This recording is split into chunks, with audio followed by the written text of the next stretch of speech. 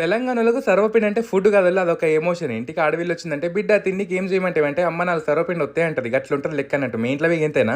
ఇక సర్వపిండి చేసినాక తెల్లారితే ఒక గంట ముందుగాలే లేసేవు. ఎందుకంటే చాయ్‌లో పెట్టుకొని తినొచ్చు. మీ ఇంట్లో తింటే అయితే కామెంట్ చేయుండ్రి. ఇక సర్వపిండి లెక్కకొద్దాం. ఒక్కొక్కళ్ళ ఇంట్లో ఒక్కొక్క లెక్క ఏస్తారంట. కొంతమంది దోసకాయ, సొరకాయ ఏస్తారు. జరంత నూనె ఎక్కువ పోసి కాల్చుకుంటారు. మా ఇంట్లో ఎట్లా ఏస్తారో చెప్తారండ్రి.